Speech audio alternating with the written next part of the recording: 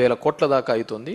అది ఆంధ్రప్రదేశ్ రెవెన్యూ చూసుకొని ఆదాయాలు చూసుకుంటే ఆ పథకాలు ఇబ్బంది అవుతుందనే ఉద్దేశంతోనే మేము అట్లా నోటికొచ్చినట్టు చెప్పలేదు.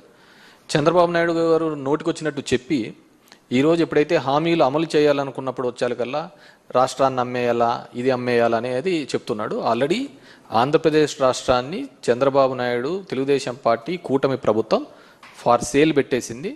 దాంట్లో భాగంగానే మొన్న కూడా చూసినాము 1,90,000 కోట్ల రూపాయలకు సంబంధించి ఏపీఎండిసికి సంబంధించినవి కూడా కేవలం ఒక 9,000 కోట్ల కోసం ఈ మైన్స్ అన్ని కూడా గ్యారంటీగా పెట్టే సందర్భం కూడా చూడడం జరిగింది.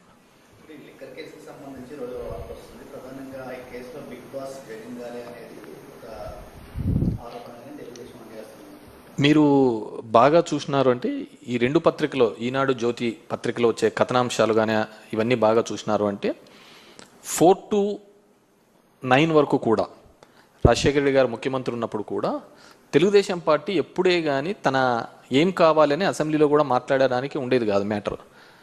ఏదో ఒక మ్యాటర్ని ఈనాడు పేపర్లో పబ్లిష్ చేసేది, అది తీసుకొని వచ్చి అసెంబ్లీలో గందరగోళం చేసే పరిస్థితి ఆ రోజు మనం చూస్తున్న సందర్భం.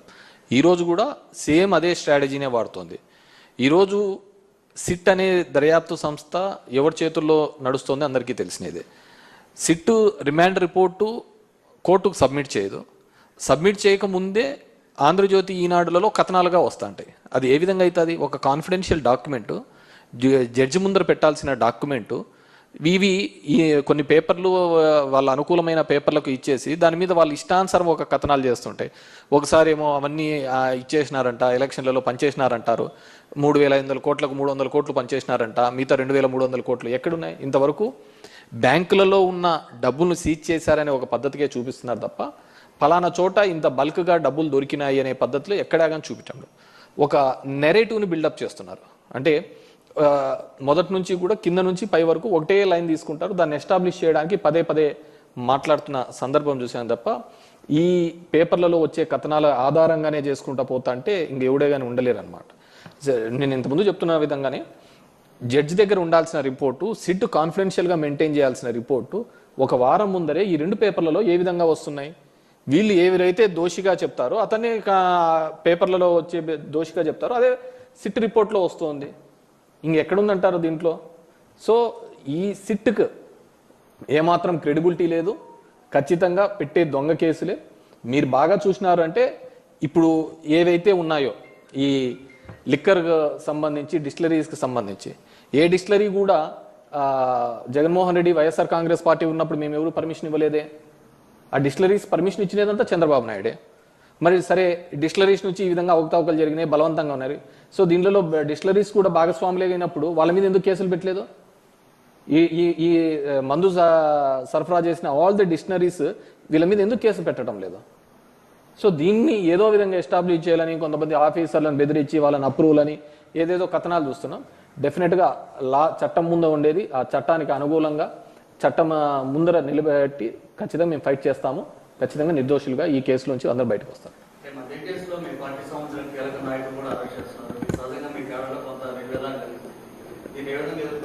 డెఫినెట్గా దిస్ ఆర్ ఆల్ ఎక్స్పెక్టెడే. ఏదో ఒక విధంగా ఈ ప్రభుత్వం మీద బురద జల్లాలనే ఒక ఆలోచనతో ఈ ప్రభుత్వం జరుగుతుంది. మనం మొత్తానికి చూసినట్టే చిన్నది కానీ ఒక గ్రామ స్థాయిలో కూడా ఒక చిన్న గొడవ జరిగినప్పుడు వాడొచ్చి ఇంటి మీద గొడవ చేసినా కానీ మా మీద కేసులు పెట్టే సందర్భం. సో అంత మైక్రో లెవెల్లో నుంచి కూడా దీన్ని మానిటర్ చేస్తున్న సందర్భం. So we're all ready for ఎలాంటి కేసులు పెట్టినా ఏ దానికైనా సరే వైఎస్ఆర్ కాంగ్రెస్ పార్టీ సిద్ధంగా ఉంది. ఎటువంటిదైనా సరే చట్ట ప్రకారం మేము వాటిని ఎదుర్కోగలుగుతాము. డెఫినెట్గా ఎవరెవరైతే దీనిలలో భాగస్వాములు అవుతున్నారో, దీనిలో అంత ఉత్సాహంగా చేస్తున్నారో రాబోయే కాలంలో దాన్ని ఖచ్చితంగా అనుభవించి చెప్తారు.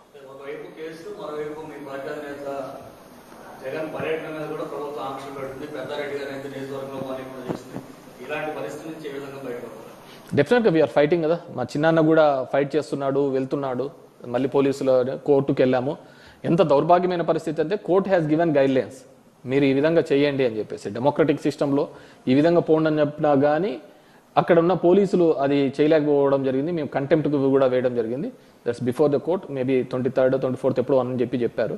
అది వచ్చిన తర్వాత దాని మీద కూడా మేము తీసుకోవాలి. అంటే భూత రాజ్యాంగాన్ని అక్రమం కేసు పెడుతున్నారు. నిజంగా మీ పార్టీ ఆ కేసులన్నింటినీ సమర్థవంతంగా ఎదుర్కొంటుందని మీరు భావిస్తున్నారు? డెఫినెట్గా వీఆర్ ఫైటింగ్ ఫర్ ద ఏ కేసుకైనా భయపడుతున్నాం కదా. మీరు సింపుల్, మీరెంత అనగదొక్కాలని చూస్తూ ఉంటే ప్రతిపక్ష పార్టీలను అనగదొక్కాలని చెప్పేసి ఈరోజు కూటమి ప్రభుత్వం చేస్తే దానికి మూడింతలుగా మేము బౌన్స్ బ్యాక్ అవుతున్నాం.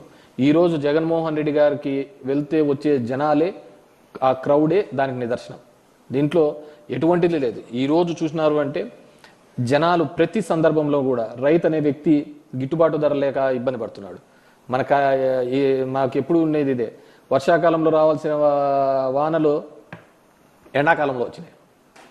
రైతులు పరిస్థితి చూస్తే చూడు, ఒక రైతు ఇబ్బంది పడుతున్నాడని పరిస్థితి ఉంటే ఈరోజు నిన్న చూసినారంటే 600 రూపాయలు ఒక టికెట్ రేట్ పెంచి ఇచ్చిన సందర్భం చూస్తున్నాం.